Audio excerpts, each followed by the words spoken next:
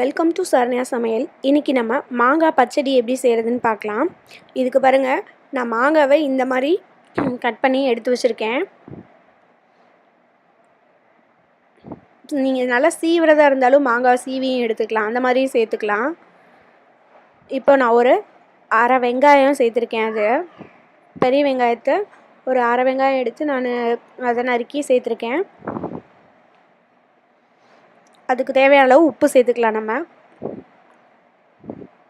நம்ம கொஞ்சமாக உப்பு சேர்த்தோன்னா போதும். ஏன்னா நம்ம இதில் இனிப்பு சேர்க்க போகிறோம், அதுக்காக கொஞ்சம் இதுக்கு உப்பும் சேர்த்துக்கலாம். மஞ்சத்தூள் கொஞ்சம் சேர்த்தாச்சு. மிளகாத்தூள் பார்த்திங்கன்னா ஒரு 1/2 டீஸ்பூன் நான் சேர்க்குறேன். உங்களுக்கு காரத்துக்கு ஏற்ற மாதிரி சேர்த்துக்கோங்க. இதில் பார்த்திங்கன்னா இனிப்பு, புளிப்பு, காரம் எல்லாமே இருக்கும். ஸோ ரொம்ப டேஸ்ட்டாக இருக்கும், குழந்தைங்க கூட விரும்பி சாப்பிடுவாங்க. இது பார்த்திங்கன்னா நான் காஷ்மீரி சில்லி கலருக்காக ஒரு 1/4 டீஸ்பூன் சேர்க்குறேன். இப்போ நம்ம அதுக்கு தண்ணி பார்த்திங்கன்னா நான் ரொம்ப கம்மியாக தான் தெளிச்சிருக்கேன். அது வேகிற அளவுக்கு தண்ணி தெளித்தா போதும் நமக்கு. இது ஒரு 2 விசில் விட்டு ஆஃப் பண்ணிக்கலாம்.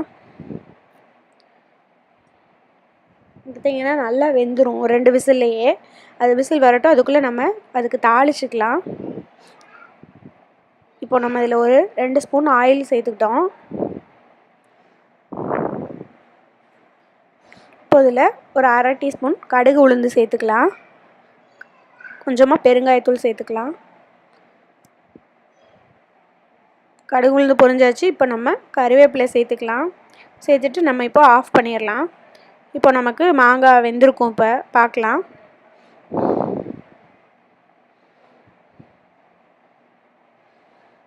இங்கே பாருங்கள், மாங்காய் ஒரு 2 விசில்லே நல்லா வெந்துருச்சு. நம்ம எப்படி போட்டிருந்தோம் துண்டு துண்டாக, இப்போ பாருங்கள் அது நல்லா வெந்துருச்சு.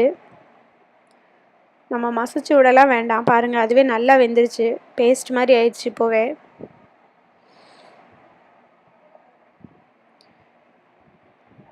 இப்போ நம்ம தாளித்ததை அதில் நம்ம சேர்த்துக்கலாம்.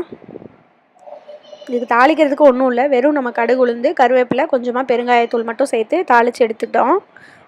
இப்போ நம்ம தாளித்ததை அதோடு சேர்த்துக்கலாம்.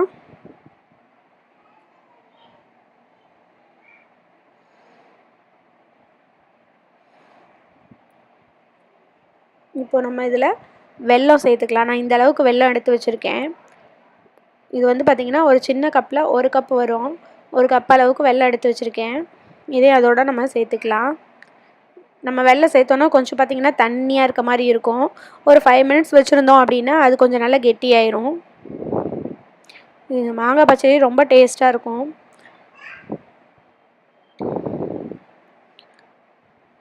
ஒரு 5 மினிட்ஸ் வச்சுட்டு நம்ம ஆஃப் பண்ணிடலாம். இது நம்ம மறுநாள் வச்சும் கூட சாப்பிட்லாம். நீங்கள் செஞ்சு வச்சுட்டு நிறைய வேணும்னா செஞ்சு வச்சுட்டு எடுத்து ஃப்ரிட்ஜில் கூட வச்சுக்கலாம். வேணுங்கும்போது எடுத்து சாப்பிட்டுக்கலாம். பாருங்கள் எப்படி இருக்குன்னு. நல்லா அல்வா மாதிரி இருக்கும். இது கண்டிப்பாக எல்லாருமே ட்ரை பண்ணி பாருங்கள். ட்ரை பண்ணி பார்த்துட்டு கமெண்ட் சொல்லுங்கள். இந்த வீடியோ உங்களுக்கு பிடிச்சிருந்தா லைக் பண்ணுங்கள், ஷேர் பண்ணுங்கள், மறக்காமல் சப்ஸ்கிரைப் பண்ணுங்கள். Make it simple, feel the taste.